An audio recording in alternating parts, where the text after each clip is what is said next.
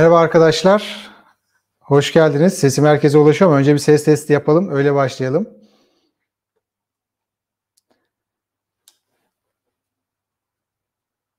Evet, eğitim kaydoluyor arkadaşlar. Sesim ulaşıyor mu şu an herkese? Sesimde bir problem var mı? İyi akşamlar hepinize. Lab Akademi'den ben Orhan Çakan. Bu akşam yine yeni bir ve keyifli bir webinarla karşınızdayız. RAN Kalite'den Recep Bey bu akşam bizlere deney laboratuvarları için metot validasyonu ve verifikasyonu webinarını sunuyor olacak. Webinara geçmeden önce birkaç hatırlatma yapmak istiyorum. Soru cevap kısmımız var. Bildiğiniz gibi webinarın son kısmında bir soru cevap kısmı yapıyoruz. Sunum esnasında sorularınızı cevaplayamayacağız arkadaşlar. Son kısma sorularınızı saklarsanız Recep Bey'e ben sizin sorularınızı yönlendiriyor olacağım. Ben konuğumu davet etmek istiyorum. Herkese sesim geliyor, görüntüm geliyor. Herhangi bir problem yok. Webinara başlıyoruz arkadaşlar. Recep Bey merhaba, hoş geldiniz. Merhaba Orhan Bey, hoş bulduk. Nasılsınız? Teşekkür ederim. Sizler nasılsınız? Sağ olun, teşekkürler. Öncelikle size ayrıca bir teşekkür etmek istiyorum. Değerli vaktinizi ayırdınız ve bu akşam bu webinara sponsor oldunuz. Bu bizim için çok değerli, çok kıymetli. Bizler de böyle bir webinarda sektörün ilgili paydaşlarına, arkadaşlarımıza faydalı bir şekilde bir araya getirdiğiniz için, böyle bir portalı kurduğunuz için ben de şahsım ve firmam adına teşekkür ederim. Evet, bazı sorular var. Onları webinara geçmeden cevaplayalım. Webinar kaydediliyor arkadaşlar. Bu webinar YouTube'da yayınlanan açık bir webinar olacak. Amacımız da sizlere burada kalıcı bir kaynak sağlamak. Sonrasında webinarı istediğiniz kadar tekrar izleyebilirsiniz ve RAN Kalite'den Recep Bey'e de sorularınız olursa mail yoluyla ya da paylaşacağı diğer kanallardan ulaşabilirsiniz. Sosyal medyada ve mail adreslerini de paylaşacaktır webinar sonunda. Recep Bey, ben size bırakayım eğitimi. Ekranı paylaşıyorum. Keyifli bir eğitim dilerim arkadaşlar. Teşekkür ederim Orhan Bey. Evet, şu an ekran görüntüsü tamam mıdır? Evet, ekranda bir sorun yok. Başlayabilirsiniz, devam edebilirsiniz. Gayet. Arkadaşlar, hepinize iyi akşamlar diliyorum. Bugün sizlerle beraber deney laboratuvarları için metot validasyon ve verifikasyonu webinarını gerçekleştireceğiz. Değerli zamanınızı böyle bir hafta sonu tatil gününde ayırdığınız için de hepinize ayrıca teşekkür ediyorum. İlk etapta ben RAN Kalite danışmanlık firmasını kısaca tanıtmak istiyorum. RAN Kalite olarak biz Türkiye'de 2016 yılından beri laboratuvar, sağlık, enerji, üniversite, ilaç, gıda, çevre ve benzeri birçok sektörde birçok önemli eğitim ve danışmanlık projesine imza atmış. Kuruluş amacımız kalite yönetim sistemleri alanında eğitim ve danışmanlık hizmetleri vermek olan bir şirketiz. Alanımızda uzman, tecrübeli ve yetkin uzmanlarımızla beraber 500'den fazla kurum ve kuruluş eğitim ve danışmanlık, 7.000'in üzerinde de kişiye farklı alanlarda eğitim hizmeti sunduk ve sunmaya devam ediyoruz. Aynı zamanda RAN Kalite'de görev alan uzmanlarımız saygın akreditasyon kuruluşlarının ve belgelendirme kuruluşlarına aynı zamanda uzmanları ve denetçiler olarak hizmet vermektedir. Peki biz ne yapıyoruz? Hangi alanlarda hizmetler vermekteyiz? Kısaca onlardan bahsetmek istiyorum. Birincisi bizim temel faaliyet alanlarımızdan birisi. Bugün de konumuz olan laboratuvarların akreditasyon standardı olan 17025 ve 15189 standartları. ISO 17025 standartları deney laboratuvarları için deney ve kalibrasyon, aynı zamanda numune alma işlemi yapan laboratuvarlar için oluşturulmuş bir standart. ISO 15189 standardı da klinik laboratuvar olarak tanımladığımız tıbbi laboratuvarlar, biyokimya, mikrobiyoloji, patoloji, genetik ve benzeri alanda hizmet veren laboratuvarlar. Bizim faaliyet alanımızın neredeyse %80'ini oluşturan alanlar bunlar. Yalnız bunlar dışında muayene hizmeti veren ISO 17020 standardına göre hizmet vermekte olan muayene kuruluşları, ISO 17021 standardına göre hizmet vermekte olan sistem belgelendirme kuruluşları, ISO 17024 standardına göre personel belgelendirme hizmeti veren belgelendirme kuruluşları, ISO 17043 standardına göre gene ISO 17025 ve 15189'un bir eki olan gerekliliği olan standarda göre yeterlilik testi sağlayıcı ve laboratuvar arası karşılaştırma sağlayıcıları, ISO 17065 ürün belgelendirme kuruluşları için, aynı zamanda sıklıkla kullanılan entegre yönetim sistemleri olarak da bilinen 9001 kalite yönetim sistemi, 14001 çevre yönetim sistemi, 45001 iş sağlığı ve güvenliği yönetim sistemi, 27001 bilgi güvenliği yönetim sistemi, ISO 13485 tıbbi cihazlar için kalite yönetim sistemi alanında da eğitim ve danışmanlık hizmetleri sunmaktayız. Bu standartlara bağlı olarak tüm standartların ortak bir maddesi olan yönetim sistemleri tetkik kılavuzu dediğimiz ISO 19011 standardına göre istenen standartlara özel olarak iç tetkik hizmetleri iç tetkik denetimleri, hizmetleri ve eğitimleri sunmaktayız. Aynı zamanda bu standartlarda gene bir bağlı bir standart ISO 31000 risk yönetim standardı ve buna bağlı olan ISO 31010 ve 4 risk değerlendirme teknikleri ve rehberine yönelik eğitimler sunmaktayız. Bugünkü eğitim konumuz olan deney laboratuvarları için metot validasyon verifikasyon eğitimleri vermekteyiz. Deney laboratuvarları için ölçüm belirsizliği, kalite kontrol kartları, risk analizi, metodolojik izlenebilirlik, kalibrasyon, sertifika değerlendirme, istatistiksel analiz teknikleri eğitimlerimiz var. Bunun dışında Türkiye'de yeni gelişmekte olan laboratuvar uygulamaları olarak bilinen GLP Good Laboratory Practices alanında eğitim ve danışmanlık hizmetleri veriyoruz. OECD kurallarına göre GMP üretim uygulamaları eğitimleri, MDR dediğimiz medical device medikal cihaz üreticilerine ve IVD dediğimiz in vitro diagnostik üreticilerine yönelik eğitim ve danışmanlık hizmetleri sunmaktayız. Bugüne kadar söylediğim gibi 500'ün üzerinde kuruluşa danışmanlık hizmeti verdik. Burada onlardan bir buket olarak farklı referanslarımızın birer örneğini görmektesiniz. Petrokimya, uluslararası kalite yönetim sistemi laboratuvar hizmetleri veren kuruluşlar, üniversiteler, bakanlıklar, maden laboratuvarları, metal laboratuvarları, belediye laboratuvarları, atık su laboratuvarları, biyokimya, mikrobiyoloji, genetik laboratuvarları, farklı elektriksel, mekanik, fiziksel ölçümler yapan laboratuvarlara, tekstil laboratuvarlara da dahil olmak üzere gıda, çevre, su hizmet verdik, veriyoruz, devam ediyoruz. Evet, eğitimi Rankalite adına ben gerçekleştireceğim. Recep Yeşilöz kimdir? Recep Yeşilöz, Gazi Kimya Mühendisliği mezunu. Yüksek lisans ve doktorasını Hacettepe Üniversitesi Nanoteknoloji ve Nanotüphanı Bilim Dalı'nda tamamlamış. Çalışma hayatına iş müfettişi olarak Çalışma ve Sosyal Güvenlik Bakanlığı'nda başlamış. Daha sonrasında Türk Akreditasyon Kurumu'nda akreditasyon uzmanı olarak ve laboratuvar ve benzeri biraz önce bahsettiğim akreditasyon standartlarında baş denetçi olarak görev almış. Aynı zamanda Türkiye, Azerbaycan, Kıbrıs, Özbekistan, Balkan ülkeleri ve benzeri birçok ülkede kalite yönetim sistemleri alanında eğitim, denetim ve danışmanlık hizmetleri sunmuş ve sunmaktadır. Ve birçok kalite yönetim sisteminde de denetçi ve uzman olarak görev almaktayım daha doğrusu. Bu webinarın amacı nedir arkadaşlar? Bu webinarla beraber biz sizlere metotların doğrulanması ve geçerli kılınması, yani validasyon ve verifikasyon ile ilgili temel bilgileri aktarmayı amaçlamaktayım. Akışı şöyle kısaca bir üzerinden geçecek olursak, laboratuvarlarımızda metotları nasıl seçmeliyiz, geçerli kılma, doğrulama, validasyon, verifikasyon planlarımız nasıl sağlanmalı, çalışma tiplerini nasıl belirlemeliyiz, performans parametreleri nedir ve nasıl seçilmeli, deneysel tasarımları nasıl yapmalıyız, hesaplama ve raporlama, nicel metotlar için performans parametrelerinden bahsedeceğim. Burada tabii ki muhakkak nitel dediğimiz ya da kantitatif kalitatif, yani rakamsal miktarsal analiz verdiğimiz metotlar ile var yok analizleri dediğimiz nitel analizler de işin içine girmekte. Fakat bu webinarda daha çok nicel analizler üzerinden örneklerle olayı anlatmaya çalışacağım. Umarım bir başka webinarda da gene aynı şekilde nitel analizler üzerine de başka bir webinar gerçekleştiririz. Evet, eğitime başlarken ilk etapta şunu söylemek istiyorum. Birçoğunuz bu işin içerisinde denetlenen veya denetlenen kuruluşlarsınız. Bu kapsamlarda akredite olan, belgelendirilen, kendi iş tetkik sistemleriyle beraber denetlenen kuruluşlarsınız. Burada o yüzden bizim için en temel konulardan birisi metot validasyonu veya verifikasyonu dediğimiz konularda bizim rehberimiz ne olacak? Bu konuda çok fazla rehber var. Evet, ben bugün ulusal akreditasyon kuruluşumuz olan Türk Akreditasyon Kurumu'nun metotların geçerli kılınması ve doğrulanması için bilgilendirme kılavuzu üzerinden webinarı gerçekleştireceğim, anlatmaya çalışacağım. Ama bunun dışında dünyada birkaç rehberin de bilgisini vermek istiyorum sizlere. Eurochem dediğimiz Avrupa'da bir dernek olan kuruluşun analitik metotların amaca uygunluğu isimli bir rehberi var. Türkçe'ye de çevrilmiş. Bu güzel bir rehber.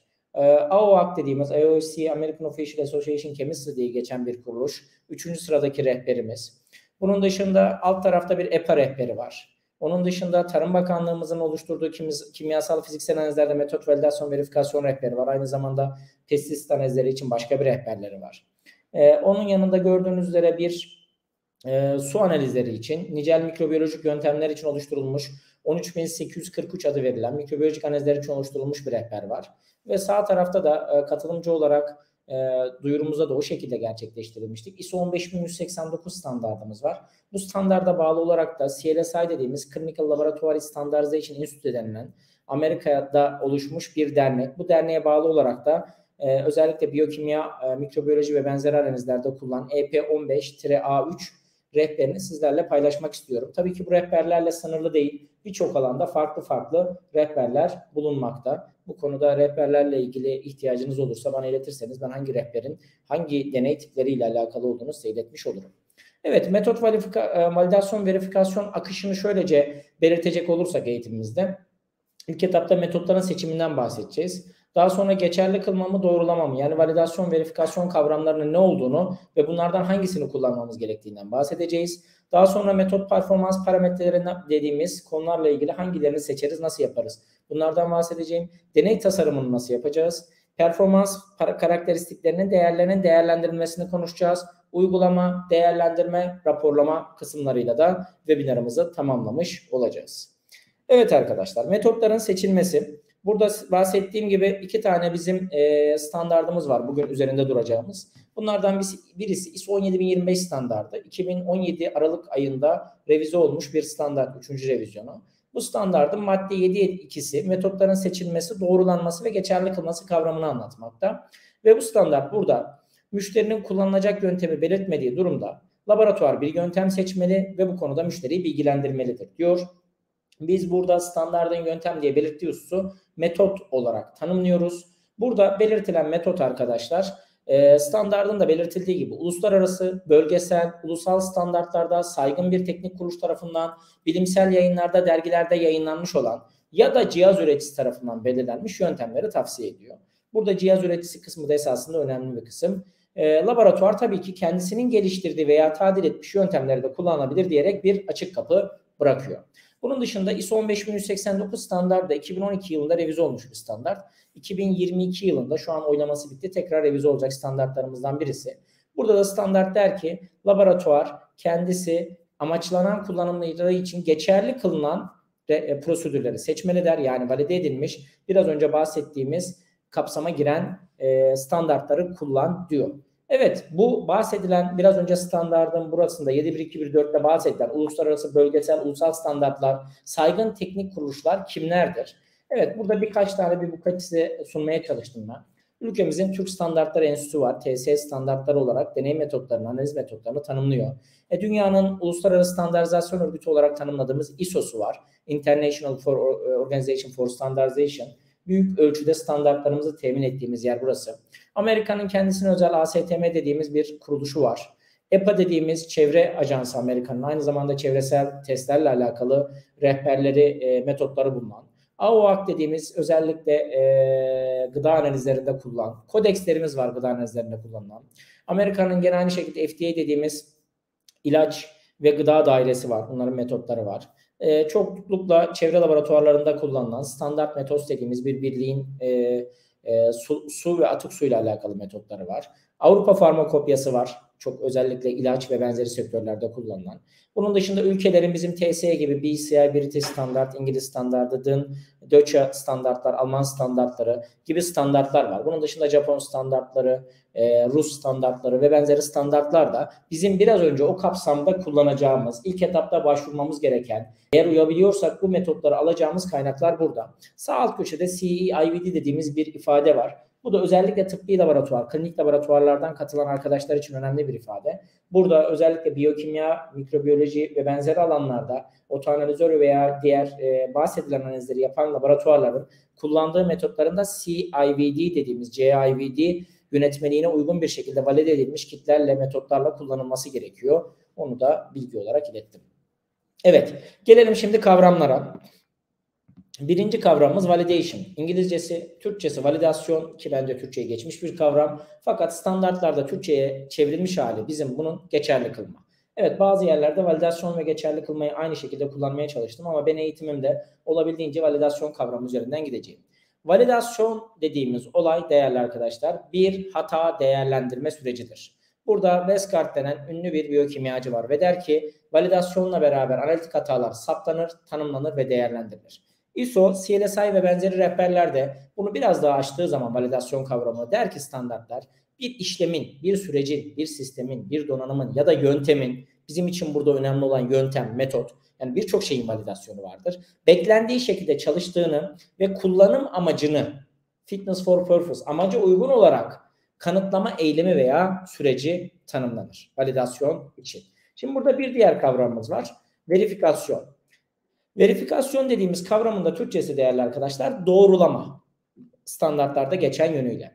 Validasyonda biz bir metodu, yöntemi amaca uygun olarak sonuçlar alıp alamadığımızı geçerli kılarken verifikasyonda ise biz geçerli kılınmış bir metodun, yani valide edilmiş bir metodun, bizden önce biraz önce bahsettiğim teknik kuruluşlar tarafından valide edilmiş bir metodun laboratuvarımızın ortam koşullarında ve kişileriyle, çalışmalarıyla kullanıma alınmadan önce metodu kullanılacak laboratuvarın şartlarında çalışabilirliğinin uygun performans kriterleriyle ispat edilmesidir. Yani kısaca verifikasyon son kullanıcı, yani laboratuvar şartlarında validasyon iş verilerinin tekrarlanması, onaylanması, değerlendirilmesi işlemidir değerli arkadaşlar.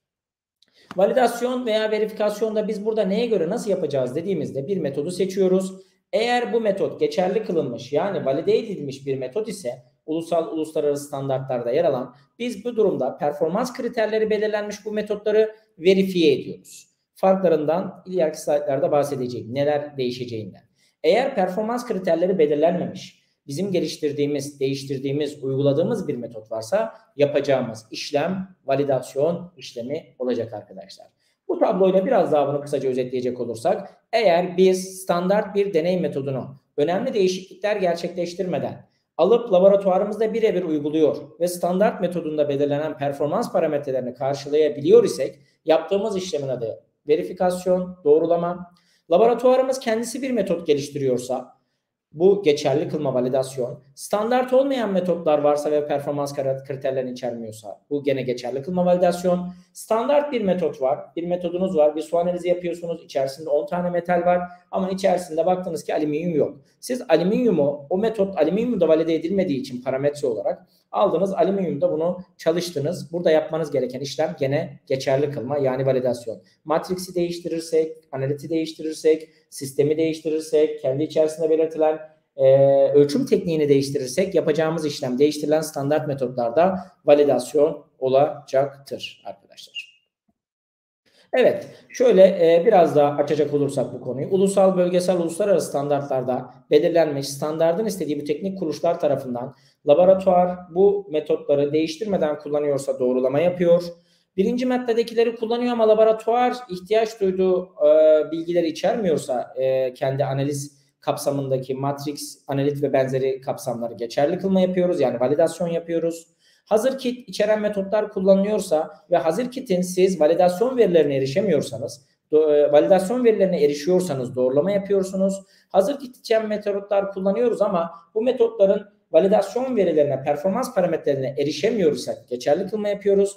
Laboratuvarımız bir metot geliştiriyorsa bu doğrudan geçerli kılma çalışması. Geçerli kılınmış bir metotla değişiklik yaptığımızda da bu durumda da biz o değişikliğin etkisini incelemek adına gene validasyon işlemini gerçekleştiriyoruz. Evet, farkı nedir dersek, metot validasyonu bir metodun metot performans parametrelerini, birazdan bu parametrelere geleceğiz. Bu ifadeyi lütfen zihinlere kazıyalım. Metot performans parametresi nedir? İşte kesinlik, gerçeklik, LOD, doğrusallık, sağlamlık, çalışma aralığı ve benzeri parametreleri belirlemek amacıyla yapılan çalışmadır metot validasyonu.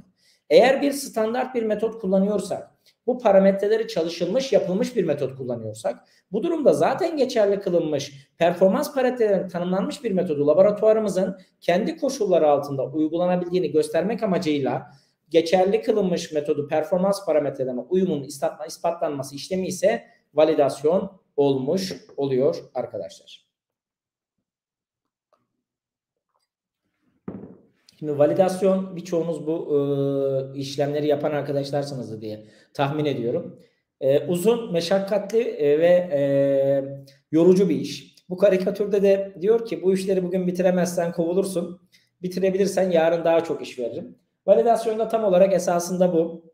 Siz bu validasyonla beraber o işleri bitirip belli bir seviyeye getiriyorsunuz. Yalnız bunu bitirdikten sonra da değerli arkadaşlar, sonrasında işler bitmiyor. Bu validasyonun kontrol edilmesi, kalite güvencesinin sağlanması, doğrulamalarının yapılması, kalite kontrollerinin sağlanması, yeni personel, cihaz yerleşimle beraber bu validasyonun ispatlanması işi, sürdürülmesi işi ise işte o kovulmadıktan sonra yapacağımız birçok işi getirmiş oluyor.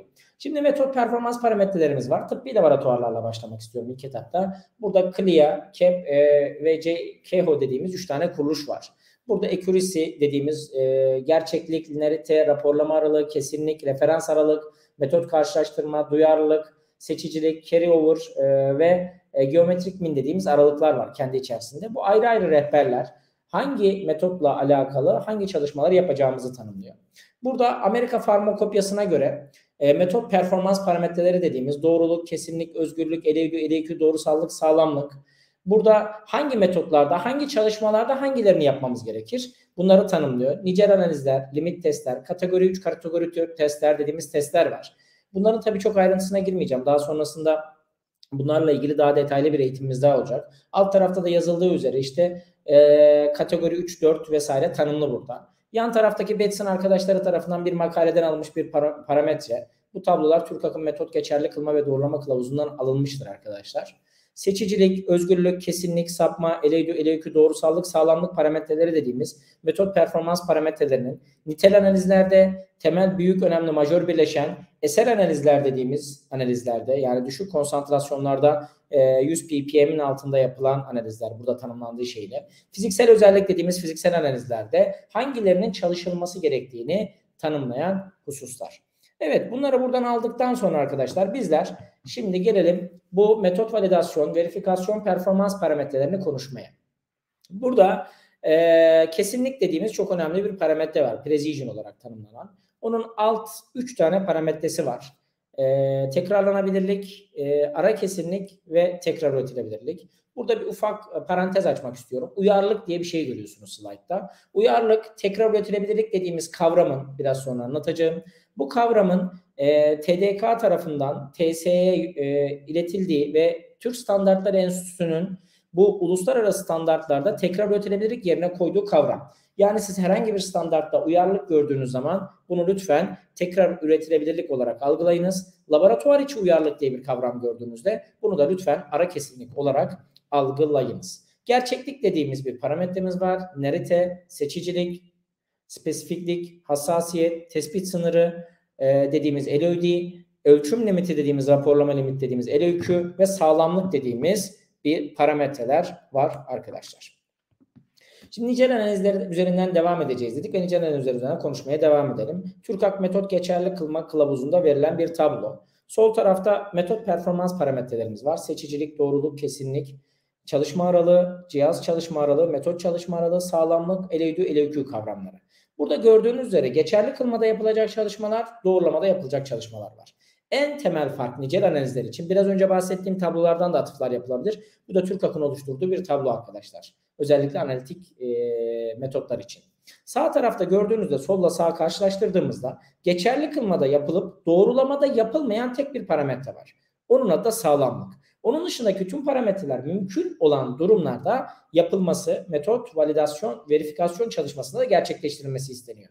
Fark ne? Fark şu. Baktığınızda sol tarafa diyor ki geçerli kılma sen çalışma aralığında 3 farklı konsantrasyon derişim deney seviyesinde en az bu seviyelerde en az 6 tekrar çalış diyor. Tekrarlanabilir çalışması için. Doğrulama ise zaten bu 3 seviye çalışılmış o metotta. Sen tek seviyede de bunu çalışsan yeter diyor. Aynı şekilde laboratuvar içi tekrar üretebilirlik dediğimiz kavramda 3 seviye isterken burada tek seviye istiyor. Gerçeklik çalışması 10 tekrar en az gene 2 veya 3 referans malzemeyle çalışma, CRM'le çalışma isterken doğrulama tek seviyeyi yeterli buluyor. Onun dışındakiler neredeyse aynı değerli arkadaşlar. Tek farklı parametremiz ise geçerli kılma ve doğrulamada gördüğünüz üzere sağlamlık. Bu da özellikle nitel analizler için var yok analizleri için mikrobiyoloji ve benzer alanlardan katılan arkadaşlarımız için. Burada belli parametreler var. Ön test, false pozitif, false negatif diye tanımladığımız yanlış pozitif, yanlış negatif, hassasiyet, seçicilik, güvenilirlik, etkinlik, doğruluk oranı dediğimiz oran, LOD bazı durumlarda, güvenilemeyen bölge hesaplaması, tekrarlanabilirlik, ara kesinlik uyumu, seçicilik, sağlamlık dediğimiz 12 tane alt parametre var. Geçerli kılmada bunların hepsinden 10 tekrarla beraber deney seviyeleri 5 artı boş, 5 10 artı boş, 1 artı boş, 2 faktör 2 seviye olarak tanımlarken doğrulama kısmında gördüğünüz üzere algılama sınırından sonraki çalışmalarda daha az tekrarla beraber tanımlıyor. Fakat buradaki tabloyu nitel analizler için doğrudan kullanmanızı tavsiye etmem. Çünkü nitel analizlerde gıda olsun, çevre olsun, su olsun her biri için ayrı ayrı tanımlanmış tekrar sayılarıyla ilgili ve yapılacak çalışmalarla ilgili standartlar mevcut. Peki biz ne zaman validasyon ve verifikasyon yapacağız? Biz ilk etapta akredite olacağımız zaman herhangi bir parametreden bu validasyon verifikasyonu yapmalıyız. Bunun dışında akredite olmadan da ben validasyon yapmak istiyorum dediğinizde herhangi bir metot laboratuvarda ilk defa uygulanacağı zaman yapılmalı. Geçerli kılınmış bir metot bir laboratuvarda ama farklı bir laboratuvar bunu kullanacağı zaman yapılmalı. Metot standartizasyonu amacıyla, metot geliştirme amacıyla yapılmalı. Yeni metot geliştirildiği, yeni matrixte uygulandığı zaman yapılmalı. Değişiklik yapıldığında veya metot şartları değişikliği yapıldığında gerektiğinde yapılmalı. Buna taşınma, değişim, cihaz değişimi, metot değişimi, teknik değişimi ve benzeri hususlar da. İki metodu karşılaştırmak için validasyon yapılabilir. Geliştirilen metodu daha önce geliştirilmiş metotla karşılaştırmak için. Kalite kontrol çalışmaları olacak. Validasyon sonrası sonuçların geçerliliğini güvence altına almak için. Buradaki değişimler olduğunda, sorunlar yaşandığında tekrar validasyon veya verifikasyon yapmamız gerekebilecek. Gelelim şimdi seçicilik, hassasiyet, LADO, LAQ çalışma aralığı, doğruluk, kesinlik, sağlamlık çalışmalarının değerlendirilmesine. Evet, olmazsa olmaz bir parametremiz değerli arkadaşlar. Tüm parametrelerde, fiziksel, kimyasal ve benzeri parametrelerde doğruluk dediğimiz bir parametre var. Doğruluğun 2 tane alt parametresi var. Biz bunlara kesinlik ve gerçeklik diyoruz. Doğruluk dediğimiz kavramı buradaki örnek üzerinden biraz daha kafalarda şekillenmesini amaçlıyorum. A, B, C, D kişileri gördüğünüz üzere 6'şar tane ölçüm yapmışlar. Sonucu bilinen bir numunemiz var. Bu sonucu bilinen numunenin sonucu da %15. Ortalamalarını almışız biz bu sonuçların. 15.7, 14.8, 15 ve 15.1 gibi 4 tane farklı sonuç bulunmuş. Bu sonuçları baktığımızda gerçek değer 15, C bu gerçek değere en yakın değer. Sonra D geliyor, 0.1'lik bir sapması var. Sonra B geliyor, 0.2'lik bir sapması var. Sonra A geliyor, 0.7'lik bir sapması var. Biz gerçeklik dediğimiz kavramla doğruluğun ilk alt parametresi arkadaşlar. Ölçtüğümüz sonuçların ortalamasının daha önce tanımlanmış atanmış değere farkına hata diyoruz. Buradaki hatalar 0,1, 0, 0,2, 0,7 mutlak hatalar iken bunları 0,1 bölü 15 çarpı 100 yaklaşık %0.66'lık bir değerle beraber tanımladığımızda bu ise bizim yüzde bağıl hatamız oluyor arkadaşlar. Biz tabii ki sonuçlara baktığımızda dağılımlarına gördüğünüz üzere 15 bulunmuş C kişisi yalnız 15'i hiç bulmamış. 3 tane ortalamanın gerçek değerinin sağ tarafında 3 tane de sol tarafında değer bulmuş ama tam böyle 15'i tutturmuş. 14.8 sol tarafta kalmış. 15.1 dağılımı çok yüksek ama gene gerçekliği düşük. 15.7 ise tamamen sağ tarafa doğru kaymış bir sapması mevcut. İşte burada 2 tane önemli tanımımız var bizim. Birinci tanımımız arkadaşlar gerçeklik tanımı. Biz buna bu özür dilerim.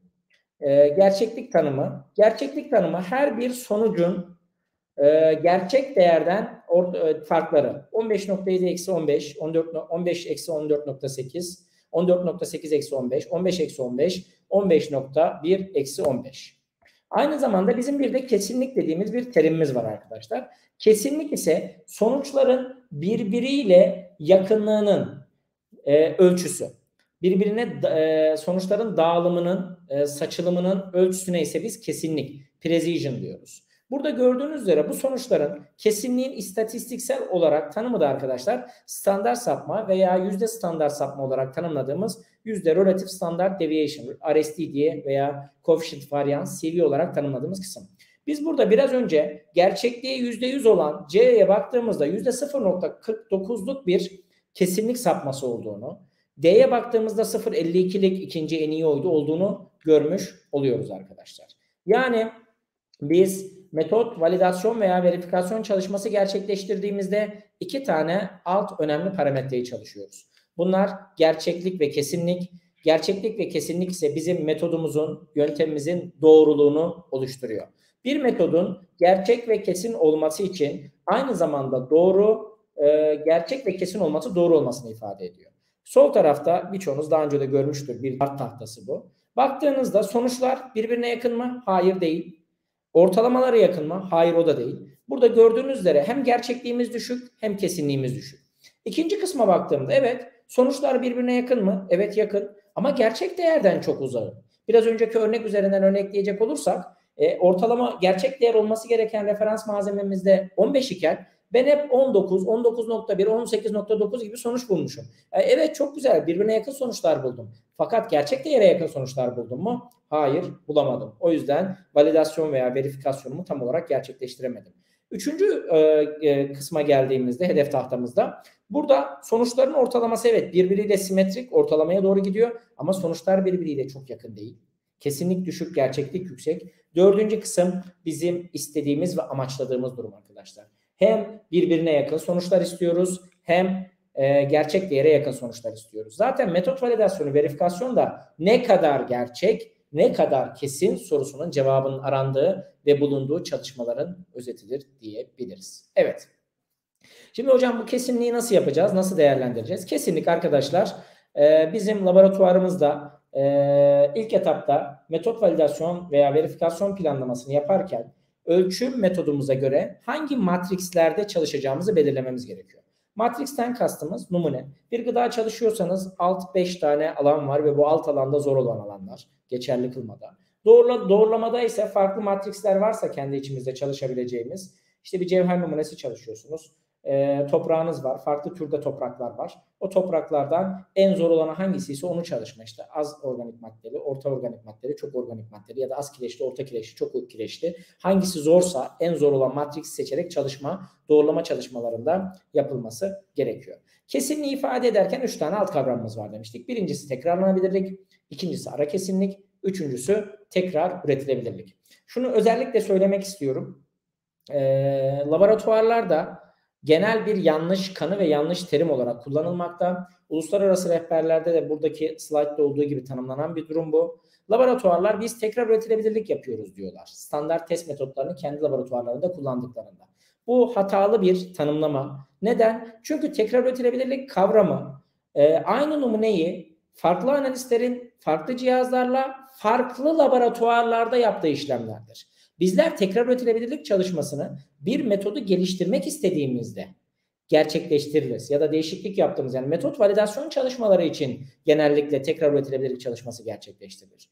Biz laboratuvarımızda işletme içi bir metot olarak kullandığımız bir metotta veya verifiye ettiğimiz standart bir metotta burada gördüğünüz üzere aynı numuneyi farklı analistler varsa farklı analistler, farklı zaman, uzun zaman aralığı olabildiğince, burada da standartlar 5 veya 6 farklı zaman olarak geçiyor farklı standartlarda ve aynı laboratuvarda gerçekleştirilen işlemlerdir. Tekrarlanabilirlik ise mümkün ise aynı numunenin aynı laboratuvarda aynı kişi tarafından kısa zaman aralığında gerçekleştirilmesidir. Buradaki kısa zaman aralığı mümkünse aynı gün, mümkün değilse peşi sıra gelen günlerde de yapılabilir. Çünkü bazı analizler doğası gereği uzun sürebilir. Uzun sürdüğü durumlarda tekrarlanabilirlik ve ara kesinlik çalışmaları da, yani laboratuvar içi tekrar üretebilirlik diyeceğim ben ona bazen, bu çalışmalarda aynı şekilde devam ettirilebilir. Birleştirilerek de yapılabilir. Yani biz kısaca özetleyecek olursak, evet, kısaca özetleyecek olursak tekrarlanabilirlik bir metodun aynı materyalle, aynı laboratuvarda, aynı cihazda, aynı kişi tarafından kısa zaman aralığında yaptığı ölçümlerin birbirine yakınlığının ölçüsüdür arkadaşlar. Tekrar üretilebilirlik bir metodun aynı materyalle farklı laboratuvarda yaptığı işlemdir. Ara kesinlik ise arkadaşlar ara kesinlik ise aynı laboratuvarda farklı günlerde farklı personel ve farklı cihazlarla yapılan çalışmalardır diyoruz. Burada 3 tane terim var bunları tanımlarken. Bu terimleri de doğru bir şekilde bir önceki tablodan anlatmak istiyorum. Bu tablodan, evet. Burada bazı terimler var. R, SR, RSDR ve CVR dediğimiz terimler. Küçük R arkadaşlar metotlarınızda da görürsünüz, deney metotlarınızda tekrarlanabilirliği ifade eder. Küçük SR tekrarlanabilirlik standart sapmasıdır. RSDR veya CVR ise relatif standart sapmasıdır. Tekrarlanabilirliğe ait. Intermediate precision dediğimiz orta kesinlik, ara kesinlikten gelir ve aynı şekilde RI dediğimizde ara kesinlik limiti, büyük R ise tekrar üretilebilirliği ifade eder standartlarda. Zaten standart metotlar laboratuvarlar arası çalışmalarla gerçekleştirildiği için I'yi orada görmeyiz. R'yi görürüz. Büyük R'yi. Büyük R'de tekrar üretilebilirliği ifade eder. Yani büyük R ile bir S gördüğünüzde standart sapmayı ifade ettiğinde bu tekrar üretilebilirlik çalışmalarının standart sapmasını, CVR gördüğünüzde coefficient variance değişim katsayısı, bu ise bunun yüzde bağıl standart sapmasını, tekrar üretebilirliği ifade eder arkadaşlar. Burada da bu terimler gerçekleşiyor. Evet. Tabii zamanımız da dar. Şimdi bir diğer durum arkadaşlar, bu çalışmaları yaptık.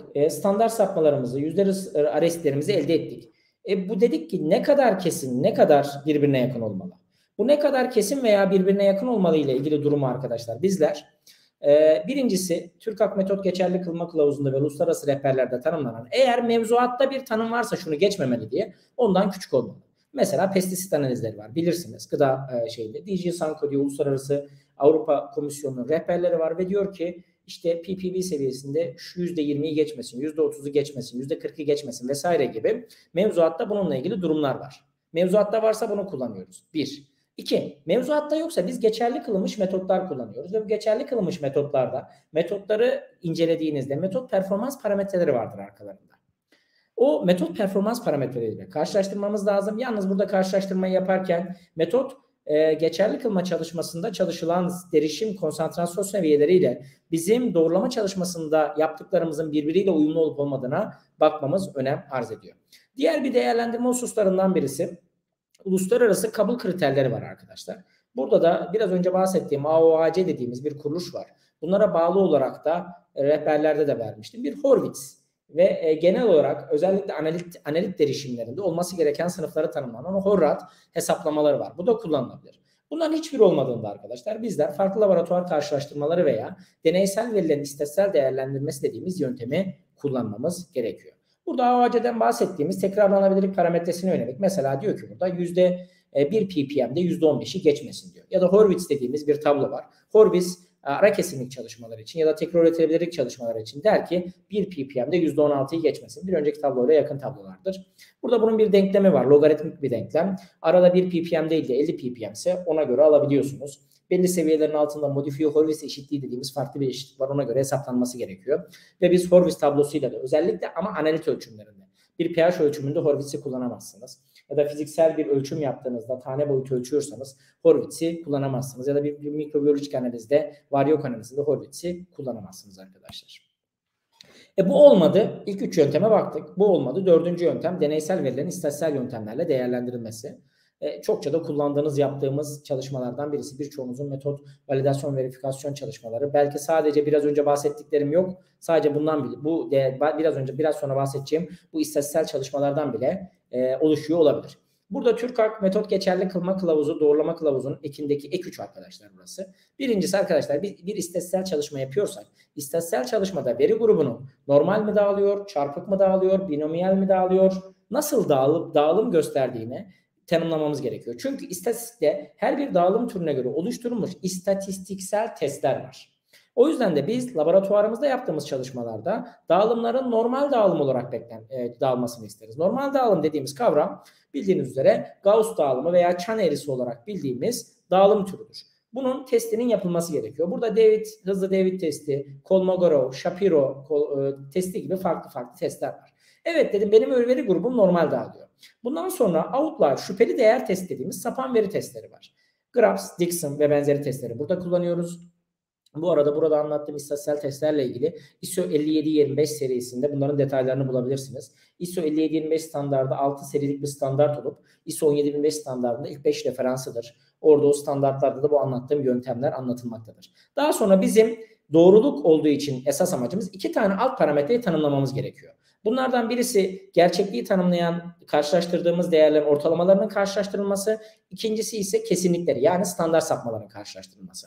Standart sapmaları karşılaştırırken biz burada normal dağılım gösteren parametrik testleri kullandığımızda, parametrik olmayanlar da tabii ki kullanılabilir. Burada mikrobiyolojide ve benzeri durumlarda çoğunlukla parametrik olmayan testlere yöneliriz arkadaşlar. Bir parametrik test yapıyorsak, 2 kişiden oluşuyorsa ya da 2 gruptan, 2 cihazdan oluşuyorsa bizim deneysel tasarımımız, bu durumda F testi dediğimiz F testi ile beraber bu 2 grubun, kişinin, durumun tekrarlanabilirlik veya ara kesinlik veya tekrar üretebilirlik çalışmasında değerlerin arasında istatistiksel olarak hangi güven aralığında yapıyorsak, ki genelde %95 güven aralığında kullanıyoruz, önemli bir fark olup olmadığını test ediyoruz. 2'den fazla olduğunda Cochrane testiyle yapıyoruz. Eğer parametrik olmayan testler kullanılacak, Siegel-Tugay testi veya Levane, Berlet veya Hartley testi de kullanılabilecek testler. Gelelim ortalama kısmına. Biz dedik hem sonuçlar birbirine yakın olacak hem de ortalamalar yakın olacak. F testinin formülü varyansların birbirine oranı, yani standart sapmaların karelerinin birbirine oranı. Bu durumda siz F testi gerçekleştiriyorsunuz ve bu F testinde büyük varyans bölü küçük varyans diyorsunuz. Sonuçlar birbirine yakın mı? Kişilerin yakın dağılımları. Birisinin standart sapması %3, birininki 4 baktığınızda. Tamam, tutuyor mu? 4 bölü 3 dediniz. Uygun bir rakam dediniz F test değerine göre. Fakat birisinin ortalaması 100, birinin ortalaması 500. Olabilir mi? Olabilir. 500'ü bulan kişi 498, 500, 505 bulmuştur. Yaklaşık sonuçlarla bulmuştur %4'lük sapmayı. Diğeri de 199 bulmuştur. O yüzden bizim sadece standart sapmaları karşılaştırmamız yeterli mi? Değil mi? Değil. O yüzden bizim ortalamaları da karşılaştırmamız gerekiyor. Ortalamaları karşılaştırırken de kullanacağımız 2 tür test var. Birincisi, eğer 2 kişi grup karşılaştırıyorsak T testi. T testinde 3 tane alt test var ama biz burada kişilerin karşılaştırılmasında eşit varyanslar için 2 örnek dediğimiz, yani F testini geçmiş varyansların birbiriyle uyumlu olduğunu gösterdiğimiz T testini, varyanslar uyumlu değilse, farklı çalışmalar yapıyorsanız farklı varyanslar için 2 örnek olan formülüyle T testini yapıyoruz. Bir de referans değerle, burada tanımlanan referans bir değerle karşılaştırmayla ilgili bir T testi, ortalamalar için 2 örnek diye tanımlanan bir test var. Peki biz bunun dışında 2'den fazla kişi olursa, burada tabloda gösterildiği üzere 2'den büyük ortalama 3, 4, 5 kişi olduğunda, bu durumda da sıklıkla kullanılan ANOVA tek etkenle beraber kişilerin, grupların, metotların istatistiksel olarak değerlendirmesini gerçekleştiriyoruz. Parametrik olmayanlarda Kruskal-Walsh testi de burada örnek verilmiş. Bu testler sadece bu testlerle kısıtlı değil tabii ki arkadaşlar. Biliyorsunuz Minitab, SPSS ve benzeri programlar var. Excel'de de birçoğumuz yapıyoruz bunları. Birçok testte kullanılabilir ama burada özet olarak ışık vermesi açısından testler tanımlı. Gelelim gerçeklik parametresine. Zamanımız da geçiyor. Gerçeklik parametresi 4 yolla gerçekleştirilebilir arkadaşlar. En uygun olanı varsa Matrix uyumlu sertifikalı referans veya referans malzeme. Matrix uyumlu malzeme ne demektir? Matrix uyumlu malzeme, siz eğer bir toprak analizi yapıyorsanız topraktan oluşturulmuş sonucu bilinen bir numune. Gıda ise hangi gıda matriksi ise işte meyve sebze ise meyve sebze, etse ona uyumlu. Değilse de bir matrix uyumlu olmayan malzemeler de olabilir, benzer olanlar.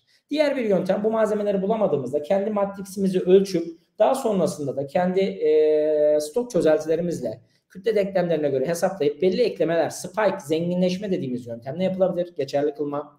Geçerli kılınmış bir metotla beraber karşılaştırma yapılabilir. Ya da yeterlilik testi, yani laboratuvar arası karşılaştırmayla da gerçeklik çalışılabilir. İşte burada ülkemizin Ulusal Meteoroloji Enstitüsü'nden bazı örnekler var, CRM'ler var. Motorunda kükürt, fırınlıkta element, kaynak suyunda element ve benzeri. Bu CRM'ler olduğunda bu CRM'lerle bu çalışmaları yapmak en güzel ve doğru olan. Tabii ki her kapsamda CRM bulmak mümkün değil. Bu durumda spike veya yeterlilik testi, laboratuvar arası karşılaştırmayla gerçeklik çalışması gerçekleştirilebilir. Gerçeklik çalışmasının değerlendirilmesinde arkadaşlar birinci yöntem mevzuatta varsa bunu kullanıyoruz. Bazı mevzuatta var, özellikle gıdada.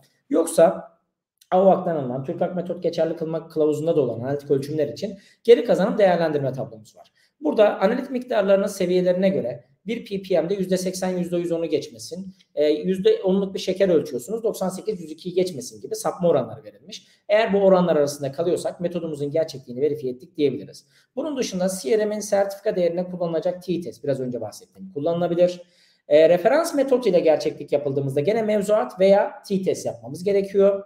Spike yaptığımızda arkadaşlar ilk mevzuat bakmamız gereken, mevzuat olmadığında da arkadaşlar spike yaptığımızda t-test veya tablo 8 dediğimiz biraz önceki o geri kazanım değerlendirme tablosuna göre spike'la değerlendirme yapıyoruz. Log-YT değerlendirmesiyle gerçeklik değerlendirmesi yapmak isterseniz bu durumda da Z, zeta, Z prime ve benzeri skorlarınızın artı eksi 2 aralığında olması sizin %95 güven aralığında o metodun gerçekliğini verifiye veya valide ettiğinizi gösteren önemli bir parametredir. Evet. Geliyorum arkadaşlar. Bir sonraki parametremiz seçicilik. Seçicilik parametresi arkadaşlar özellikle analitik metotlarda, enstrümantal analizlerde sıklıkla kullandığımız ve kullanmamız gereken metot validasyon parametrelerinden biridir.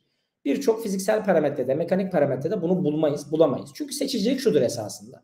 Ben bir suyun içerisindeki metali ölçüyorum, atık suda. Alüminyum ölçüyorum.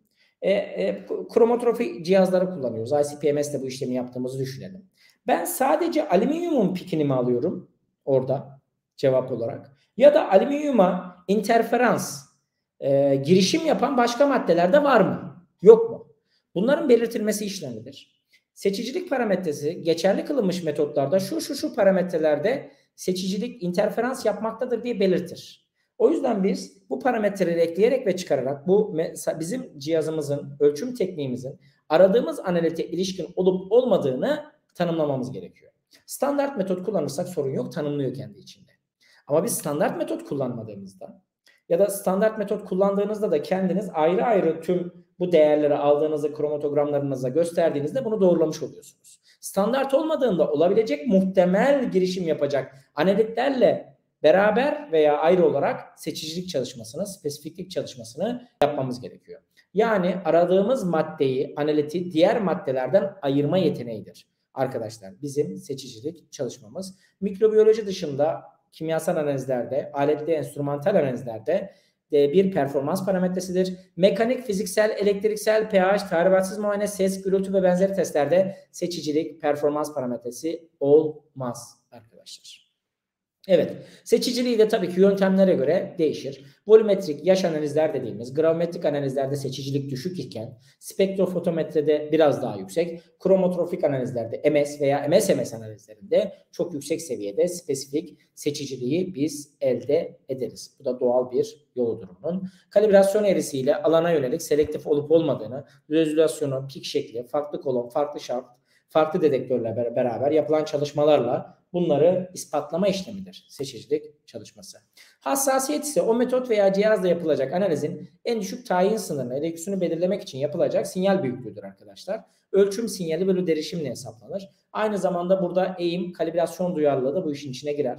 Hassasiyeti LQ ve çalışma aralığıyla beraber ayrıntılı olarak anlatacağım.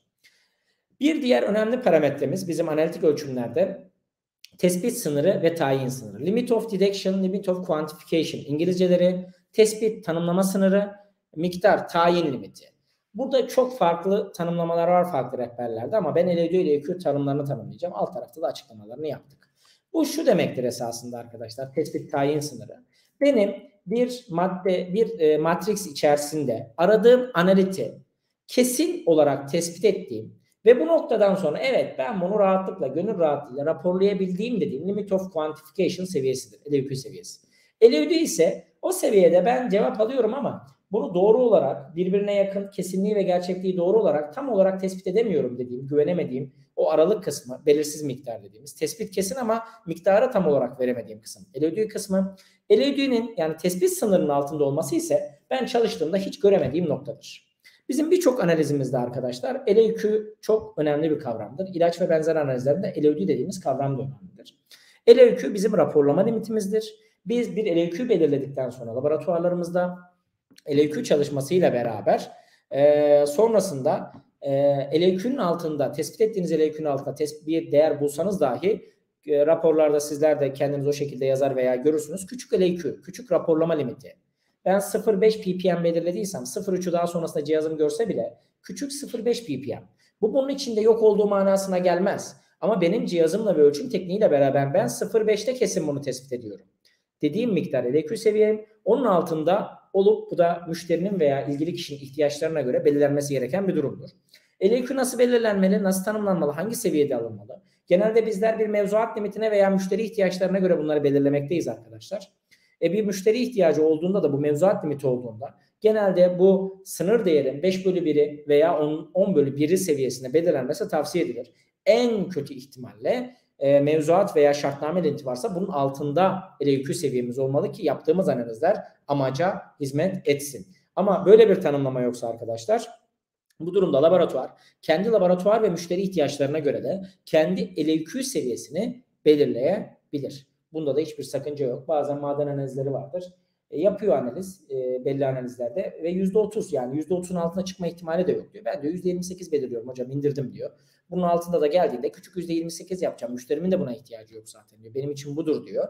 Müşteri ihtiyaçlarına göre de laboratuvar LEQ seviyesini belirleyebilir. Fakat bir yasal mevzuat varsa bu yasal mevzuatın altında olabildiğince 10 katı veya 5 katı gibi genelde rehberlerde tavsiye edilen olması tavsiye edilir arkadaşlar. Evet, raporlama dedik, tayin sınırı bahsettik. LEQ nasıl tespit edilir? Farklı yöntemleri var LEQ'nun tespit edilmesinde.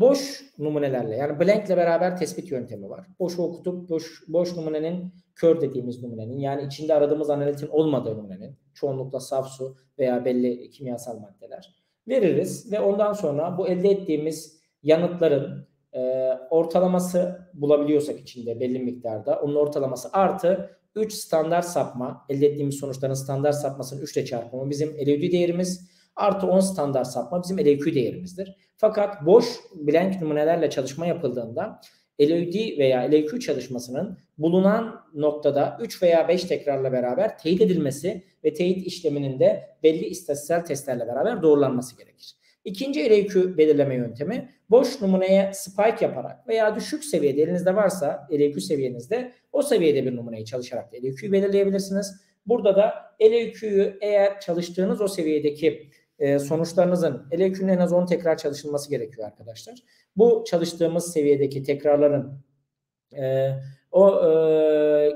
elde ettiğimiz kesinlik değerlendirmesi ve gerçeklik değerlendirmesini sağlıyorsa gözleme dayalı LEQ olarak benim değerim 1 ppm. Teorik olarak 0.3 ppm var ama ben bunu kabul ediyorum diyebilirsiniz altta çalışmamak için. Ama cihazımın inebileceği en düşük noktayı belirlemek istiyorum derseniz spike'ladığınız değerin üzerinden belirlediğiniz LEQ değerini tekrar çalışıp 3 veya 5 tekrar olarak o noktada da onun istatistiksel olarak standart sapmasının birbirine yakın olduğunu t-testte değerlendirip sonrasında evet benim LEQ değerim budur diyebilirsiniz. LEQ metot validasyon verifikasyon çalışmalarında belirlendikten sonra daha sonrasında cihazların yıpranması ve zamanla değişmesi sebebiyle değişen bir değerdir arkadaşlar. O yüzden LEQ teyidinin de tanımlanması sizin sisteminizde ve yapılması önemlidir. LEQ'nun diğer bir değerlendirme yöntemi arkadaşlar sinyal bölü görüntü oranındandır.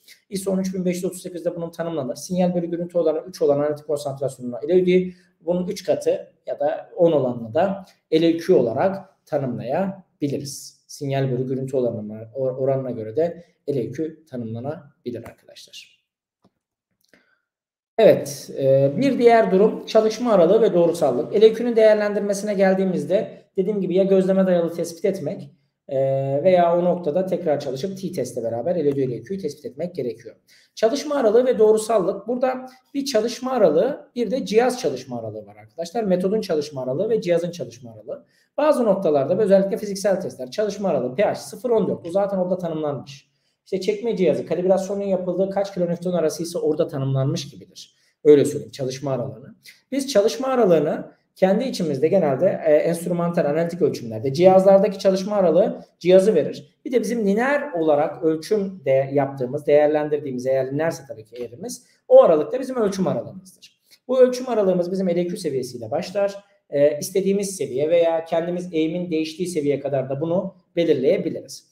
Validasyon çalışmalarında değerli arkadaşlar, blank artı 6 noktada her noktada da en az 2 tekrarlı çalışılacak şekilde kalibrasyon grafiğinin çizilmesi ve ölçüm aralığının belirlenmesi istenir. Verifikasyon çalışmalarında ise blank artı 4 noktada her noktada da en az 2 tekrarlı şekilde 3 nokta tavsiye edilir, belirlenir. Bunu belirledikten sonra LEQ çalışması ile beraber çalışma aralığı tanımlanır. Burada eğer validasyon yapıyorsanız fitting testler vardır. Buna yönelik yapılması gereken istatistiksel testler veya bazı rehberlerde de regresyon katsayısının, R-karenin belli noktaların üzerinde olması 0.99, 0.98, 0.999 gibi bu lineer olduğunu ve bu çalışma aralığında da doğru verileri elde ettiğimi gösterebilir. Çalışma aralığının aynı zamanda birçok enstrümantal cihazda arkadaşlar o 2 veya 3 noktada çalışma arasındaki geri kazanımlarının değerlendirilmesi de istenir. Özellikle pestisit analizlerinde vesaire. 3 nokta buluyorsunuz, nokta tamam tutuyor ama o tekrarlı okuduğunuz her noktadaki 3 nokta arasındaki sapma kabul edilebilir mi, edilemez mi? Bunların değerlendirilmesi de kalibrasyon grafiklerinde önemli bir noktadır. Son parametremize geçiyorum arkadaşlar. Sağlamlık parametresi. Sağlamlık bahsettiğim gibi daha önce metot verifikasyon çalışmalarında yer almayan fakat metot validasyon çalışmalarında yer alan bir çalışmadır. Robustness olarak İngilizce tasarımlarda geçer. Nedir bu çalışma? Bu çalışma esasında benim bir metodu geliştirirken ne yapıyoruz? Standart metotları alıyoruz. Diyor ki bana işte 37 artı eksi 1 derecede kurut ya da inkübe et. İşte şu kadar artı eksi sürede beklet. Şu kadar artı eksi hacimden al. Şu hassasiyette terazi kullan. Şu hassasiyette cam malzeme kullan. Şu hassasiyette bunu kullan diyerek metot bana bir çerçeve çiziyor. Tüm o deneyi etkileyebilecek aşamalarla alakalı.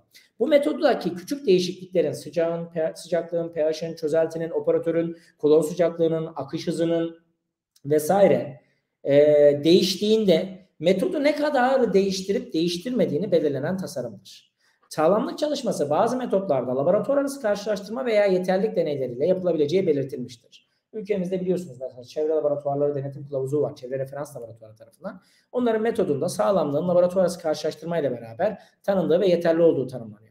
Aynı şekilde EPA'nın bir validasyon guide'ı var size sunduklarından. Amerika Çevre Ajansı'nın o da o şekilde tanımlıyor. Ama bazen biz kendimiz işletme içi metot dediğimiz bu in-house metotları bir yerlerden modifiye ediyoruz. Modifiye ettiğimiz yerin sağlamlığını göstermek yeterli olabilir. Fakat tamamen kendimize yönelik metotlar geliştirdiğimizde, modifiye etmediğimizde bir kaynaktan sağlamlık çalışmasını, burada da bahsedilen Plackett-Börman dediğimiz tasarım var. Arkadaşlar 4+3 ile başlayıp 24 tane farklı faktöriyelin değişimine göre içi deneysel tasarımı. O tüm bahsettiğimiz değiştirebilecek etkenleri belirleyip bu etkenleri de A, B, C, D, E, F, G deyip değiştirerek yapılan bir çalışma. A, B, C birincisinde aynı, ikincisinde D, E, F, G ayrı, A farklı, C farklı diyerek bir tasarım yapıp sonrasında da hepsini değiştirdim. Harmanladım ama ben gene istatistiksel olarak da genelde burada bir t-test kullanıyoruz arkadaşlar. İstatistiksel olarak da gene birbirine yakın sonuçlar buluyorum. Benim metodum kararlı.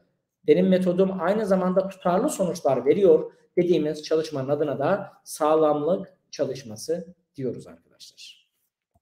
Evet. Sağlamlıkla ilgili TÜRKAK rehberinde numunenin 105 artı eksikte kurutuluyorsa işte 105 ana derece ama 103 ve 107'de çalışmaların yapılması ya da arada. Mekanik testte çekme hızı 105 artı eksi 2'de de 103 ve 107 kurtarıyor mu kurtarmıyor mu? İşte gürültü analizi yapıyorsunuz. Mikrofonun yerde gürültü ölçümü 70 artı eksi 10 demiş. 80 ile 60 arasında ölçüyor mu gerçekten? Bunu gerçekten birbirine yakın ve kesin sonuçlar alıyor mu? Çözelti en fazla 2 hafta kararlı diyor. Stabil mi? Stabilite çalışmasının yapılması. Tampon çözelti 55.5 artı eksi 0,1 dedi gibi bunların farklı varyasyonlarıyla. Plackett-Börman'ın dışında da farklı yöntemler var ama en çok kullanılan yöntemlerden birisi o arkadaşlar. O yöntemle beraber bunları değerlendirebilirsiniz. Evet, ben değerli zamanınızı ayırıp dinlediğiniz için çok teşekkür ederim. Burada telefon, e-mail, sosyal medya hesaplarımız bulunmakta. Sorularınız veya eğitim ve benzeri talepleriniz olduğunda çekinmeden bu iletişim adreslerinden bize ulaşabilirsiniz. Recep Bey çok teşekkürler. Sizi soluksuz dinledim. Siz de Evet. aynı şekilde soluksuz, çok yalın ve anlaşılır şekilde anlattınız. Ben de bir analitik metot validasyonu yapan kimyager olarak çok ilgi duyduğum konulardan birisi. Ve muhteşem bilgileri bize 1 saat gibi kısa bir sürede özetleyerek verdiniz. Çok çok teşekkür ediyoruz. Ben teşekkür ederim. Öncelikle kendim adına sonra takipçilerim adına. Evet arkadaşlar sorularınız varsa Recep Bey'e yönlendirebilirim. Merak ettikleriniz, sormak istedikleriniz varsa ekrana yansıtacağım. Sohbet kısmına yazabilirsiniz sorularınızı. 15-20 dakika kadar da sorularınızı cevaplamaya çalışacağız. Bir soru var aslında Recep Bey, onu yansıtayım. Tabii ki. Şu an ekranda görüyorsunuz. İstiyorsanız siz okuyun. Hayır arkadaşlar, mikrobiyolojide seçicilik range kartta sağlanmıyor. Seçicilik çalışması esasında mikrobiyolojide biz rutinde çalıştığımız numunelerin performans kategorik özellikler çalışması deriz biz buna mikrobiyolojide. Gıda çalışıyorsanız işte farklı gıda matrikslerinde çalışmadır. Su çalışıyorsanız farklı su matrikslerinde çalışmadır. Bu çalışmaların seçiciliği İşte sularda mikrobiyolojik analizler yapıyorsanız su, işte atık su varsa atık suyu, kuyu suyu varsa kuyu suyu, diğer suyu birbirine örneklemeyen deniz suyu. Mesela deniz suyu ve normal sular farklıdır. Farklı matrikslerde çalışma yapmanız ve onun içerisindeki işte performans kategorik ne arıyorsanız özelliklerin tanımlanmasını genelde seçicilik yaparız. Range kart ise R kartlar, açıklık kartları diye tanımladığımız kartlar arkadaşlar. Bizim daha çok metodu valide veya verifiye ettikten sonra hala sonuçların geçerli olup olmadığını kontrol etmek için metodun kesinliğini tespit ettiğimiz bir yöntemdir range kartlar. Biz burada rutinde gelen herhangi bir numune veya kendi hazırladığımız numunelerden paralel çalışmalar yaparız. Tek kişi ise tek kişi 2 paralel ekim yapar. Farklı kişiler varsa farklı kişiler farklı zamanlarda çapraz çalışmalar yapar. Bu tabii ki 2 ile sınırlı değildir. 2, 3, 4, 5 olabilir range kartta. Bu çalışmalarla beraber bu çalışmaların arasındaki farkların istatistiksel olarak daha önce belirlediğimiz kontrol sınırlarının dışında olup olmadığını kontrol ederiz arkadaşlar. Range kartın amacı da budur. Range kartla ilgili daha detaylı bilgi isterseniz ISO 7870 standardı kontrol chart standartıdır, ISO standardı. Bunun dışında Nordtest TR569 dediğimiz daha çok kimya laboratuvarları için ama gene mikrobiyoloji de içeren iç kalite kontrol rehberi. Kuzey ülkelerin hazırladığı, Türkçe'de çevrilmiş bir rehber. Bizim web sitemizde rehber dokümanlarda da yer alan bir rehber. Bunlara da erişim sağlayabilirsiniz. Esra Hanım'ın da bir sorusu var hocam. Evet.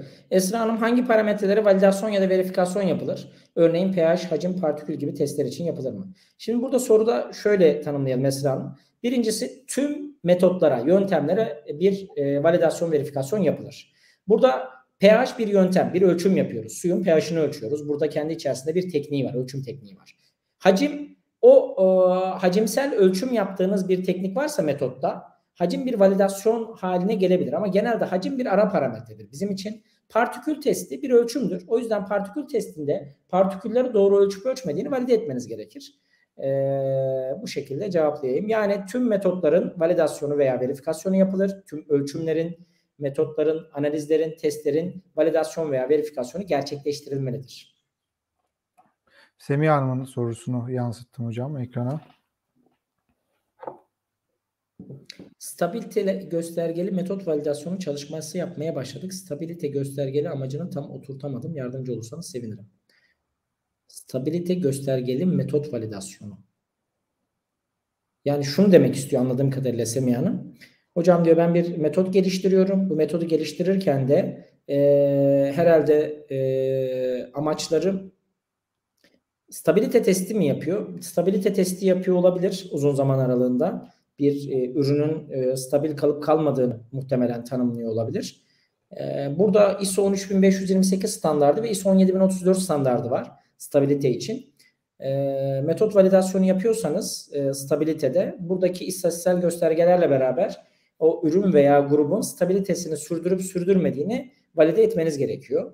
Sorudan bu şekilde anladım ama daha detaylı bir şekilde yazarsanız metodu açıkça yardımcı olmaya çalışırım. Furkan Bey'in sorusu. Furkan Bey, alt nokta tanımlanmış metotlarda çalışırken verifikasyon çalışmasından LQ çalışması yapılması gerekir mi? Evet Furkan Bey, o metot tanımlıyor alt noktayı. Yalnız biz zaten LQ çalışmasıyla beraber metodun o alt noktasından teyit ediyoruz. Yani evet o alt noktayı ben gerçekleştiriyor muyum? Gerçekleştirmiyor muyum? Bakmam gerekiyor. Fakat şöyle bir şey tavsiye ederim. Zaten bir kesinlik çalışması yaptığınız için tekrarlanabilirlik veya ara kesinlik. Oradaki noktayı o metodun alt noktasıyla gerçekleştirdiğinizde, hatta bir CRM ile çalışıyorsanız öyle söyleyeyim. Hem kesinlik çalışması hem gerçeklik hem LQ çalışmasını aynı anda gerçekleştirebilirsiniz. Yani metotta bir noktalar tanımlanmış olsa da bir aralık verilse dahi bizim o metodun aralığını laboratuvarımızda zaten teyit etme işlemimiz verifikasyon. O yüzden verifikasyon çalışmasında LQ çalışması bu şekilde kalibrasyon eğrisi olan noktalarda zorunludur. Canan Çakır bir soru sormuş hocam. Recep Bey merhaba, sunumunuz için teşekkürler. Benim sorum kalite kontrolü ile ilgili olarak kısaca bilgi verebilir misiniz? Mümkünse nitel örnekler için. Biz Orhan Bey kalite kontrol kartlarına başka bir konu ayıralım. O tamamen ayrı bir konu çünkü. Evet. Bunun için o zaman sizden ayrı bir webinar sözü alalım burada arkadaşlar. Ben ayrıca kalite kontrol kartlarını anlatayım size. Evet. Onunla ilgili uygulama yapalım. Tamam. Canan sormuş. Kendisine kısaca ben bilgi vereyim gene de. Nitel analizler yani kualitatif dediğimiz analizlerde arkadaşlar iki tür durum vardır.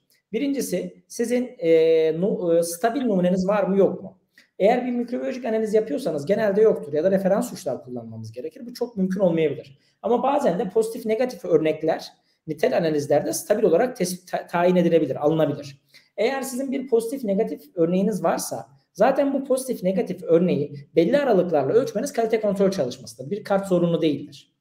Kart dediğimiz olay esasında bizim kart da zorunlu değildir. Standartta da kart bize görsel olarak istatistiksel proses kontrol sınırları arasında kalıp kalmadığımızı gösterir. Siz kart oluşturmadan da benim sınırlarım bu, bulduğum değerler bu, bunun altında olduğu için ben hala sonuçların kalitesini, güvencesini sağlıyorum da diyebilirsiniz. Biz nitel analizlerde genelde stabil numuneleri bulmak pahalı veya uygun olmadığı durumlarda işte nedir? Nemini tutmak çok zordur. Nem analizi diyeyim ya da mikrobiyolojik bir ekoli analizi yapıyorsunuz vesaire. Bu durumlarda bizler öncesinde metodumuzun ara kesinliğinden genelde de 30 çarpı 2'lik bir çalışma istenir. Öyle söyleyeyim.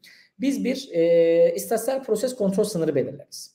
Burada yüzde bağıl veya mutlak olarak her iki yöntemde de biraz önce bahsettiğim kalite kontrol kartlarının standartları tanımlar. Bunu belirledikten sonra da biz daha sonra gelen herhangi iki numuneyi veya oluşturduğumuz numuneyi tekrar okuma yaparız, inkübasyon yaparız veya işte dediğim gibi stabil olmayan kimyasal bir ölçümse de tekrar ölçüm yaparız, nem ölçümü gibi.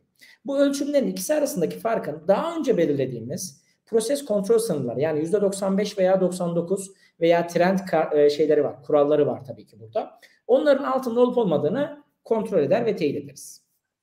Evet. Duygu Hanım'ın bir sorusu var. Son 2 soru. Bakalım birkaç soru daha gelmiş. Hatta bayağı bir soru gelmiş. Son bir 4-5 soru daha alıp bitireceğiz arkadaşlar. Evet, LAQ seviyesinde doğruluk ve geri kazanım çalışması gerekiyor mu? Zorunlu ise kabul kriteri olarak 100 konsantrasyona göre daha mı yüksektir? Zorunlu ise kabul kriteri olarak 100 konsantrasyona göre daha mı yüksektir? Şimdi birincisi çalışma validasyon mu verifikasyon mu arkadaşlar? Bunu tespit etmemiz lazım.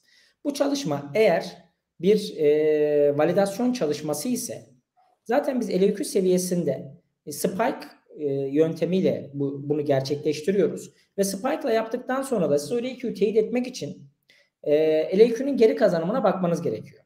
Ya da LAQ'nun istatistiksel olarak geri kazanım yapmıyorsanız yapmayabilirsiniz. Bu durumda istatistiksel olarak testlerle LAQ'nun o değerler arasındaki kesinliğinin ve geri kazanımının doğrulanması gerekiyor.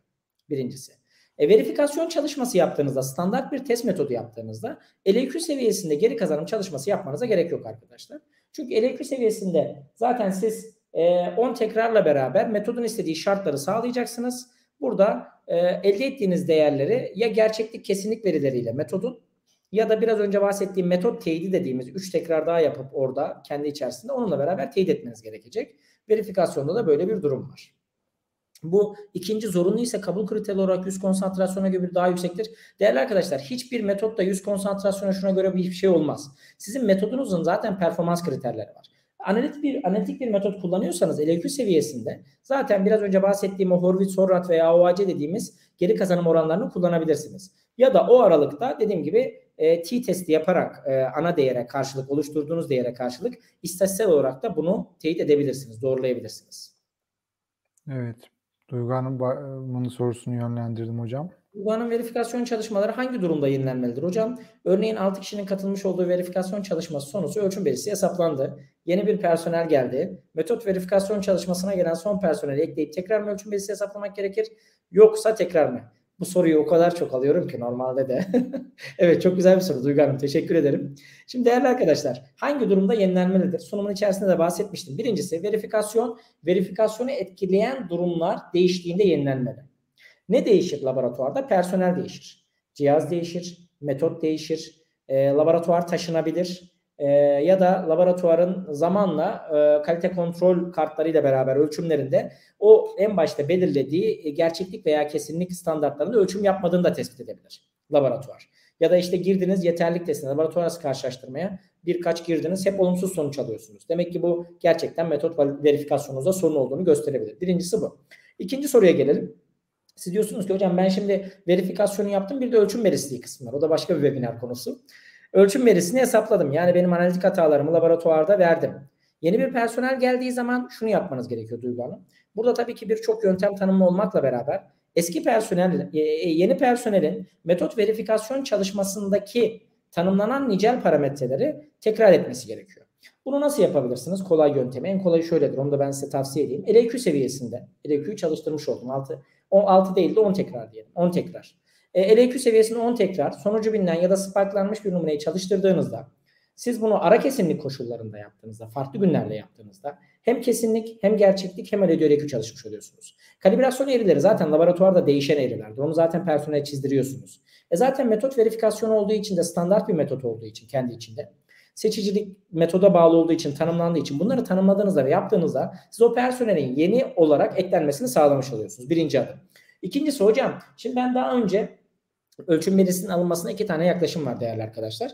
Birincisi worst case, en kötü durum dediğimiz ölçüm belirsizliğinde sizin tekrarlanabilirlik veya ara kesinlikteki en kötü relative standard deviation almanız, RSD'yi almanız. İkinci durum ise kişiler arasında istatistiksel olarak varyansların homojen olduğunu gösterdikten sonra bunların birleştirilmiş pool standart sapmasını veya RSD'nin alınması yöntemidir. Şimdi soru şu, siz ölçüm verisini hangisiyle hesapladınız? En kötüye göre mi, pool'a göre mi? Hangisiyle hesapladıysanız yeni personelin yaptığı relative 10 tekrarla beraber onun da bir relative standard deviation olacak. Buradaki değeri metot validasyon, verifikasyon çalışmasındaki değerlerle karşılaştırdığınızda personel bu değerlerin altındaysa metot verifikasyonunu, ölçüm verisini yenilemeyebilirsiniz. Çünkü zaten personel onun altında bir katkı yapıyor. Belirsizliği arttırmıyor diyebilirsiniz. Fakat personel bunun üstündeyse ama metodun performans parametresinin altındaysa bu durumda metodu verifiye ettiniz ama belirsizlik değeriniz artmış durumdadır. O yüzden ölçüm belirsizliğini güncellemeniz gerekir. TÜRKAK metot geçerli kılma doğrulama kılavuzunda bu anlattıklarım yeni personel ekleme maddesi altında da ifade edilmektedir. Burayı da kendinize referans olarak denetçilere gösterebilirsiniz Duygu Hanım. Adem Bey'in bir sorusu ekranda hocam. Evet Adem Bey, şöyle Adem Bey, validasyon veya verifikasyon çalışmasında tekrarlanabilirlik ya da ara kesinlik fark etmez. Kullandığınız numune eğer bir sertifikalı referans malzeme veya spike yöntemiyle sonucunu bilerek tanımladığınız bir numune ise, ki tavsiye edilen de budur zaten, bu değerleri aynı zamanda gerçeklik çalışmasında da kullanabilirsiniz. En makul yöntem budur. Çünkü metot validasyon verifikasyonu aynı zamanda bir fayda maliyet analizidir arkadaşlar. Binlerce analiz yaparak, ki bunların hepsi bir masraf, maliyet. Burada o dengeyi iyi tutturmak lazım. O yüzden de metot validasyon verifikasyon çalışmalarında kesinlikle, ama siz kesinlikle gittiniz, herhangi bir matrix'i aldınız, gittiniz mesela meyve suyu analizi yapıyorsunuz. Marketten gittiniz, bir meyve suyunu aldınız, analiz ediyorsunuz. Tekrarlanabilirlik ve ara kesini bu meyve suyuyla yapabilirsiniz. Birbirine yakın sonuç bulup bulmadığıma bakıyorum çünkü. Homojen olduğunu belirledikten sonra numunenin bu tamamdır. Ama ben sonucu bilmiyorum. Sonucu bilinen bir meyve suyu veya meyve suyu bir boş numuneye eklenmiş bir meyve suyu eklemem lazım ya da şeker eklemem lazım. Meyve suyunda neyi analiz ediyorsam. O durumda gerçeklik ayrı olur. Ayrı yapmanız gerekir. Çünkü rutinde kullandığınız validasyon verifikasyon numunesi sonucu bilinen bir numune değildir. Hocam o kadar fazla soru gelmiş ki aslında bununla ilgili bir soru cevap canlı yayını yapsak bile ayrıca herhalde yeridir diye düşünüyorum. Arkadaşlar affınıza sığınarak seçtiğim birkaç soruyu daha yansıtacağım Recep Bey'e. Sonrasında yayını burada bitirmemiz gerekecek. Bize de ayrılan sürenin de sonuna geliyoruz. Affınıza sığınarak bir 2-3 soru daha alıyorum ve yayını bitireceğim. Ama sonrasında belki gerçekten çok fazla soru var. Sorularınızın hepsini cevaplayabileceğimiz belki bir soru cevap canlı yayını yapılabilir sonrasında. Onu bir değerlendiririz. Müsait vakitleri varsa Recep Bey'in. Bunu da yapabiliriz. Evet. Hasan Bey'in sorusunu da yansıttım. Evet, analistlerden birinin ayrılması durumunda ona ait verilerin validasyon verifikasyondan çıkarılması gerekir mi? Hasan Bey, sorunuza bir cevap vereceğim. Fakat bu sorunun net bir cevabı yok. Çünkü birkaç rehberde var. Hangi analizi yapıyorsanız o rehberlere yönlendirebilirim size ama birincisi şu. Şimdi metot validasyonu yapıyoruz değerli arkadaşlar. Biz personel validasyonu değil ya da verifikasyonu değil. Metot valide edildiği için bizim o metodu valide ederken 10 tane personeli de dahil edebiliriz kendi içinde. Sonra biri gitti, başka biri geldi ya da gelmedi, kaldı vesaire filan. Genel kabul şudur yalnız, öyle söyleyeyim. Metot validasyonu çalışmasında, bu bir çalışma oluşturulmuş metot oluşturulurken veya verifikasyonu. Bu çalışma sonrası yeni bir personel geldiğinde biraz önce bahsettiğim sorudaki cevap gibi yeni personeli ekledim. Bunu raporu revize ederek veya ek yaparak da yapabilirim. Ama bu yeni personelin ekleneceği verileri koymam gerekiyor. Şimdi bir personel çıktığı zaman bu personelin verilerinin çıkarılıp çıkarılmaması konusunda çıkarmanıza gerek yok. Lakin şöyle bir durum var. Burada ölçüm belirsizliğini etkileyip etkilemediğine bakmanız gerekiyor o personelin. Biraz önce bahsettim. Siz ölçüm belirsizliğini birleştirilmiş standart sapmayla mı hesapladınız? Ki bilirsiniz ölçüm belirsizliğinin en büyük komponenti birleşeni kesinlikten gelir. Yoksa en kötü duruma göre mi hesapladınız? En kötü duruma göre hesapladıysanız yeni personel çıktığında ölçüm belirsizliğini ve o personelde en kötü RSD'ye sahip olan personelse güncellemeniz gerekecek. Validasyon raporunda kalabilir. Sorun yok. Çünkü metodun doğrulanması o. Metodun altında herkes. Onda bir sıkıntı yok. Ölçüm belirsizliği değilse de o personelin gene değiştirmenize gerek kalmayacak. Burada ölçüm belirsizliğinin etkisi önemli. İkincisi birçok rehberde şu yazıyor. Tarım Bakanlığı'nın rehberini koymuştum mesela. Der ki verilerin çıkarılmasına gerek yok. Ama der ilk validasyonu yapan tüm personel ayrıldıysa validasyon yeniden yapılmalı der. Tarım Orman Bakanlığı'nın validasyon verifikasyon rehberinde de böyle bir ifade var. Bunu da belirtmiş olayım. Son 2 soru. Sevim Hanım'ın sorusunu yansıttım hocam. Validasyon verifikasyon çalışmasında absorpsiyon verimi yüzde kaç olmalıdır? Sevim Hanım, bu dediğiniz soru esasında işte standart metot çalışmasıdır. Eğer bir verifikasyon çalışmasıysa zaten absorpsiyon verimini metot kendi içinde vermeli. Eğer vermiyorsa bu zaten standart bir metot değildir. Eğer standart bir metot değilse sizin bunu geliştirmeniz gerekir. Metodun tanımladığı kriteri almamız lazım. Birincisi. İkincisi, siz bir metot geliştiriyorsanız da absorpsiyon verimi sağlamlık çalışmasının bir parametresidir. Siz bu verim artı eksi şu değerlerde yapıldığında bu metot geliştirilmiştir diyerek düşük bir değerde bir metot da geliştirebilirsiniz, yüksek de geliştirebilirsiniz. Bunu değerlendiren kişiler buna göre bunu değerlendirirler. Değerlendirmelidirler. Evet, son bir soruyu daha hocam yansıtayım ekrana ve sonrasında bu akşamki etkinliğimizi burada bitirelim. Ceren Hanım'ın bir sorusu. Evet. Çok değişkenli kalibrasyon teknikleri için LEQ hesabı nasıl yapılmalıdır? Evet, yani lineer olmadığında, ikinci dereceden denklemler olduğunda vesaire nasıl yapılmalıdır diyor. Ceren Hanım, burada birkaç tane rehber var. TÜRKAK Metot Geçerli Kılma Kılavuzu'nun da ekinde olan. Burada işin içine biraz LEQ ile alakalı istatistiksel teknikler giriyor. TÜRKAK rehberinin ekinde var, standartlar var. İkinci derece denklemlere vesaire girdiğinde türev, integral ve benzeri durumlar da giriyor. Orada tanımlanan istatistiksel tekniklerle beraber LEQ'nun hesaplanması gerekiyor. Evet, bu soruyla da soru cevap kısmımızı bu akşam burada sonlandırmış olduk arkadaşlar. Umarım hepiniz için keyifli, güzel bir seminer olmuştur. Ben gerçekten dinlerken büyük keyif aldım. Recep Bey, çok çok teşekkür ederim. Yani Ben değerli teşekkür zamanınızı ederim. ayırdınız ve gerçekten çok güzel özetlediniz konuyu. Anladık ki bu akşam birkaç webinara daha ihtiyacımız var. Onların da sözünü sizden alalım burada Tabii ki memnuniyetle. arkadaşlarımızın karşısında. Evet, yani bir soru cevap etkinliğine belki ihtiyacımız olabilir. Sonrasında arkadaşlarımız soru sorar. Ben soruyu size yönlendiririm. Siz de cevaplarsınız. Böyle bir etkinlik yapabiliriz. Çünkü çok fazla soru var anladığım kadarıyla. Belki sonrasında farklı webinarlarla da karşınızda oluruz. Çok teşekkürler Recep Bey. Yayını burada sonlandırıyorum. Tabii ki. Zaten Orhan Bey, bundan sonrası için bir eğitim planlayacağız sizinle beraber. Evet, Değil mi? evet. Bir online eğitimimiz olacak değerli arkadaşlar. Ben burada 2 günlük bir eğitimi 1 saatte ziplemeye çalıştım. Olabildiğince hızlı bir şekilde. Evet. Ama bu online eğitimimizde bu konuştuğumuz tüm konuların sizlerin de kafasında netleşmesi için uygulamalı bir eğitim gerçekleştireceğiz Lab Akademi bünyesinde. O eğitime eğer katılırsanız da zaten çok daha böyle sorularınızın birebir cevaplarını uygulamalarla beraber alabilirsiniz. Metot validasyon, verifikasyon konusu böyle birkaç eğitimle de çok böyle özümsenebilecek, anlaşılabilecek bir konu değil. Sorulardan da gördüğünüz üzere çok farklı alanlar ve çok farklı perspektifleri olan bir konu. Bizler tabii tüm bu alanlarla çalıştığımız için zamanla bu tecrübeyi edinmiş durumdayız. Bu eğitim ve ya da bahsettiğiniz gibi başka bir soru cevap webinarıyla da bu soruların hepsini sonrasında beraberce cevaplamaktan memnuniyet duyarım ben de. Evet, çok çok teşekkürler Recep Bey. Umarım eğitimde de tekrardan arkadaşlar sizlerle görüşmek nasip olur.